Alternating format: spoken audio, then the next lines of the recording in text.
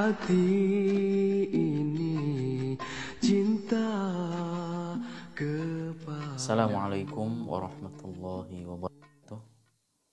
Alhamdulillah, salatu wassalamu ala rasulillah wa ba'd. Saudara-saudaraku sekalian, kita tentunya mencintai Nabi kita, Rasul kita Muhammad sallallahu alaihi wasallam. Ada beberapa hal yang perlu kita ketahui mengenai Rasul kita Muhammad sallallahu alaihi wasallam. Yang pertama, nama Muhammad, kalau seandainya kita cari di dalam Al-Quran, maka kita akan bisa temukan nama Muhammad itu ada di dalam 4 tempat dalam Al-Quran, 4 ayat. Yaitu yang pertama kita bisa temukan ada dalam surah 48 ayat ke-29. Kemudian yang kedua kita bisa temukan nama Muhammad di dalam surah Ali Imran surah 3 ayat 144. Yang ketiga, nama Muhammad bisa kita temukan di dalam surah 39 ayat ke-40. Dan yang keempat, kita bisa temukan nama Muhammad di dalam surah 47 ayat yang kedua. Nama Muhammad itu hanya disebutkan 4 kali. Kalau seandainya kita dibandingkan dengan penyebutan beberapa rasul yang lain, kita ambil 4 besar yang paling banyak disebutkan dalam Al-Quran, yaitu Nabi Musa alaihi salam, Nabi Ibrahim alaihi salam, dan juga Nabi Nuh alaihi salam dan Nabi Adam alaihi salam. Ini merupakan nabi-nabi yang banyak sekali disebutkan namanya dalam Al-Quran, khususnya Nabi Musa. Kita bisa temukan banyak nama beliau bertebaran di banyak surat dalam Al-Quran. Ini menunjukkan salah satu dari sekian banyak bukti bahwa Al-Quran bukan karangan dari Nabi Muhammad. Al-Quran adalah wahyu yang Allah turunkan kepada Nabi Muhammad. Nabi Muhammad tugasnya adalah menyampaikan Al-Quran. Karena biasanya manusia ketika dia mempunyai sebuah karya yang menyangkut erat dengan dirinya, sebisa mungkin dia akan sebutkan banyak-banyak nama dia pribadi dalam karya tersebut. Tapi Al-Quran itu merupakan kalamullah, wahyu dari Allah, maka Nabi Muhammad adalah nabi utusan terakhir dengan kitab Al-Quran sebagai mukjizatnya, dan nama Muhammad hanya 4 kali disebutkan dalam Al-Quran. Ini bukti bahwa Al-Quran bukan karangan Nabi Muhammad dan ia adalah wahyu dari Allah Subhanahu wa ta'ala. Di dalam Al-Quran juga ada banyak ayat yang di dalamnya berisi teguran Allah kepada Rasulullah, kepada Nabi Muhammad, tanpa edit sedikit pun. Kalau manusia kemudian dia mendapati ada sebuah surat atau teguran atau yang lainnya, seperti sekelas kita, manusia sekelas kita pada umumnya, ketika dia ingin menyampaikan kepada orang lain, kemungkinan besar akan dirubah atau akan dia hapus. Tapi Rasulullah, beliau adalah seorang yang punya sifat al-amin, amanah. Beliau juga tabligh, menyampaikan apa yang Allah turunkan tanpa edit sedikit pun mengenai teguran kenapa dulu pernah Rasul khilaf mengharamkan madu, kenapa dulu Rasul ketika memprioritaskan beliau berdakwah kepada orang pemimpin Quraisy, kemudian beliau mengajarkan kepada Abdullah bin Umi Maktum, Allah tegur dalam surah Abasa, dan beberapa ayat yang lain. Ini keunikan daripada Al-Quran. Kemudian juga nama Muhammad yang disebutkan 4 kali menunjukkan bahwa Al-Quran itu bukan karangan Nabi Muhammad. Kalau seandainya kita telusuri lagi, ada seorang ulama namanya Imam As-Suyuti dalam kitab Lubabun Nukul fi Asbabin Nuzul, beliau menyebutkan bahwa nama Muhammad dengan beberapa istilah, namun intinya mengerucut pada Nabi kita, disebutkan dalam kitab-kitab yang lain. Di dalam kitab Taurat Perjanjian Lama disebutkan dengan istilah Himdah. Adapun di dalam Injil disebutkan dengan istilah Ahmad.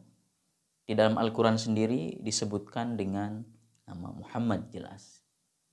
Semuanya mengerucut pada sosok yang sama, pada tokoh yang sama, yaitu Nabi kita Muhammad Sallallahu Alaihi Wasallam. Di dalam sebuah ayat kita juga bisa temukan dalam surah Al-Insyirah. Di sana Allah katakan, wa rafa'na laka dzikrak. Kata Allah, kami tinggikan penyebutan namamu, wahai Muhammad. Kita tahu ketika kita bersyahadat, maka kita harus bersaksi atas nama Allah. Asyhadu an la ilaha illallah, tiada ilah yang hak untuk diibadahi kecuali Allah. Dan kita juga bersaksi, wa asyhadu anna Muhammadan abduhu wa rasuluh. Kita bersaksi bahwa Nabi Muhammad itu adalah hambanya dan utusannya. Dalam syahadat ini disebutkan nama Muhammad. Adapun kalau kita cari ayat-ayat dalam Al-Quran, Rasul-Rasul terdahulu itu memerintahkan umatnya ada dengan ungkapan ani'budullaha wa ati'un. Hendaklah kalian semua berjanji bahwa kalian harus beribadah kepada Allah semata dan kalian harus taat kepada Rasul yang diutus kepada kalian. Wa ati'un. Dan kemudian lafaz syahadat itu dijadikan di antara sekian lafaz yang diucapkan dalam lafaz adzan, dan itu saling saut menyaut setiap waktu. Dalam 5 waktu sholat, muadzin akan mengumandangkan adzan dan isinya diantaranya adalah lafaz syahadah alla ilaha illallah wa anna Muhammad Rasulullah. Asyhadu an la ilaha illallah 2 kali, kemudian asyhadu anna Muhammad Rasulullah 2 kali.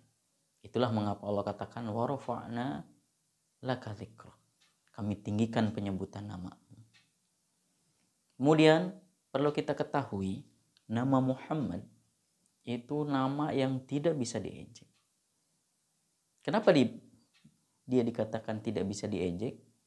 Kita lihat artinya. Muhammad itu bahasa Arab. Artinya adalah yang terpuji. Orang kalau ketika ingin menghina, ingin merendahkan nama Nabi Muhammad, dia akan menyebutkan nama Muhammad yang artinya terpuji. Dia harus memuji dulu. Maka ketika kita lihat ada di dalam sejarah, setelah beberapa saat setelah turunnya surah Al-Lahab, Ummu Jamil kemudian dia marah-marah.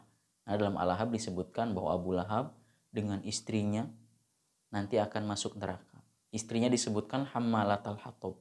Dia membawa kayu bakar, dia mencari-cari di mana Rasulullah berada, dia cari di mana biasanya Rasulullah duduk, singgah, Rasulullah lewat. Tapi dia cari dengan sebutan bukan Muhammad, karena dia enggan menyebutkan nama Muhammad. Dia tahu artinya Muhammad itu yang terpuji, maka dia rubah dengan istilah muzammam, orang yang tercela. Kemudian Ummu Jamil ini mendatangi Ka'bah, di sana ada Abu Bakar As-Siddiq yang dia lihat. Kemudian dia marah-marah kepada Abu Bakar. Wahai Abu Bakar, mana teman kamu si Muzammam? Kalau seandainya ingin ngadu syair, ayo ngadu syair dengan saya. Akhirnya dia melantunkan beberapa bait syair, di antaranya adalah Muzammaman abaina wa amruhu asaina wa dinuhu khalaina, dan seterusnya. Kata Ummu Jamil, si Muzammam itu kami acuhkan saja dia, perintahnya kami juga tidak akan taati, ajarannya kami tinggalkan. Nah, ini kemudian dia pergi. Abu Bakar As-Siddiq kemudian menoleh ke sampingnya dan ternyata Rasulullah ada di sampingnya. Abu Bakar terheran-heran, kenapa yang ditegur adalah Abu Bakar, padahal yang dimaksud Ummu Jamil adalah Rasulullah Shallallahu Alaihi Wasallam. Rasul hanya tersenyum saja. Abu Bakar mengatakan, bukankah tadi yang dimaksud Anda? Kata Rasul, Yang dimaksud Ummu Jamil itu adalah mudzammam, orang yang tercela. Adapun saya, kata Nabi Muhammad, orang yang terpuji. Begitulah Allah melindungi utusan-utusannya, kata beliau. Jadi inilah beberapa hal yang perlu kita ketahui, walaupun masih banyak hal-hal yang lain. Semoga saja kita senantiasa antusias untuk mempelajari, untuk menelaah, meneladani juga bagaimana kehidupan Rasulullah Muhammad SAW. Kita baca sejarahnya, kita coba benar-benar meresapi kehidupan beliau, paham bagaimana perjuangan beliau. Semoga saja kita bisa termasuk sebagai umatnya yang ittiba kepada beliau, sehingga nantinya kita bisa dihimpun bersama dengan beliau dan juga para sahabat-sahabatnya yang setia. Itu saja, semoga bermanfaat. Wabillahi taufiq wal hidayah. Assalamualaikum warahmatullahi wabarakatuh. Hati ini